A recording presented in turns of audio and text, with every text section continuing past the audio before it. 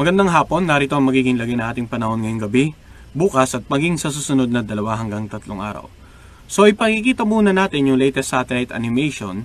Yung low pressure area sa silangang bahagi ng Luzon ay tuluyan na ngang natunaw at humalo na sa amihan at sa tail end ng cold front. Samantala, ang low pressure area naman sa kanlurang bahagi ng Palawan, inaasahan tuloy ng lalabas ng PAR ngayong gabi, subalit maapektuhan pa rin ang Kalayaan Island.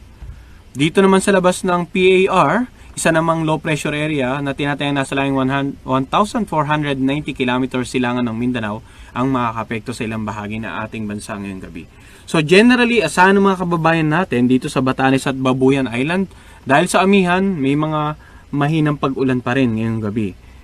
Yung pinagsamang epekto naman itong track or extension ng mga nakikita nating low pressure area at ang tail end ng cold front ay magdudulot din ng maulap na kalangitan, kalat-kalat na pag-ulan at pagkidlat at pagkulog sa natitirang bahagi ng Cagayan Valley, sa lalawigan ng Aurora, sa Bicol Region, sa Kalayaan Island, sa buong Visayas at maging dito sa Caraga, Davao Region at Northern Mindanao.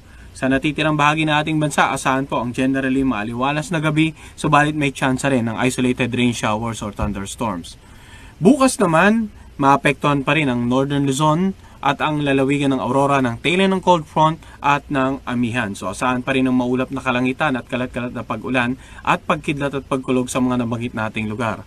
Sa natitirang bahagi ng ating or ng Luzon kasama ng Metro Manila ay patuloy nga yung improving weather condition maliban lang sa ilang pulupulong dagliang pag-ulan o mga pagkidlat at pagkulog lalo na sa dakong hapon o gabi.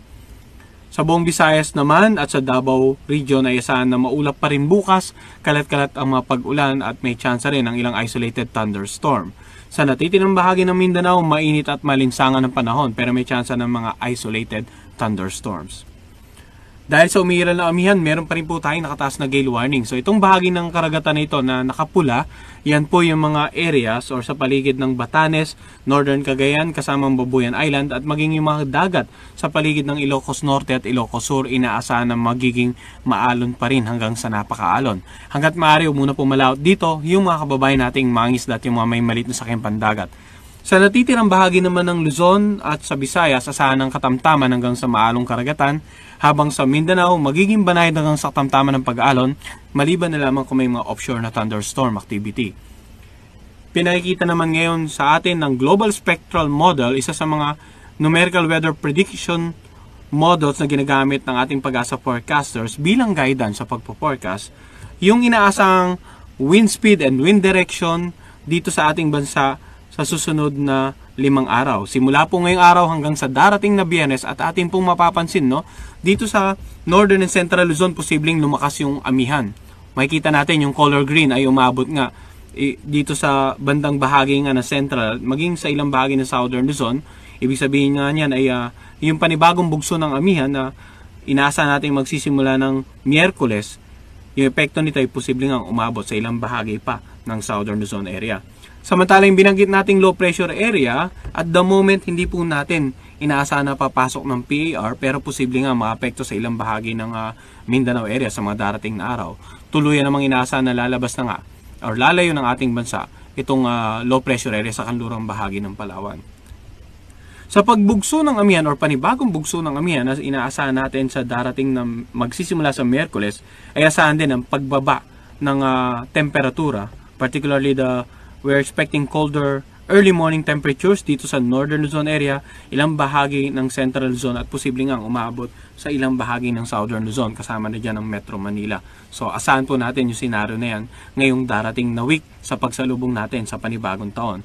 And so far, ang assessment natin ngayon, bagamat walang bagyo, yun nga, amihan at yung low pressure area, posible pa rin magdulot ng mga pag-ulan sa ilang bahagi ng ating bansa hanggang sa pagsalubong natin sa unang araw ng bagong taon. Sa ating 3-day weather outlook, kanina pinakita natin yung weather sa Metro Manila ngayong gabi at bukas. Ito naman pinakita natin yung simula sa Miyerkules hanggang sa darating na Biyernes. Mapapansin natin na generally improving weather or generally fair weather condition pero may chance na mahinang pag-ulan na dulot ng amihan. Subalit dito sa Baguio City, dahil binanggit nga natin posibleng mag-start ng Miyerkules yung bugso ng amihan, asahan na for the rest of the forecast period ay maulap, may mga mahinang pag-ulan na dala ng amihan. Sa Legazpi City naman, posibleng ang combination ng bugso ng amihan, mabubong panibagong tailend ng cold front ay magdudulot ng maulap na kalangitan at mga pag-ulan, ilang pagkidlat at pagkulog dito sa nabanggit nating lugar hanggang sa darating na Biyernes. Samantala sa Cebu naman, patuloy nga ay mainit at yung maulap na kalangitan at maulan, ilang pulupulong pagkidlat at pagkulog for the next 3 days.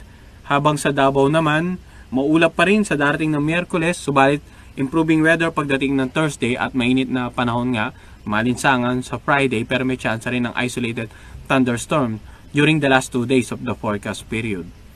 At ang araw naman ay lulubog mamaya alas 5:36 ng hapon at sisikat bukas ang alas 6:20 ng umaga.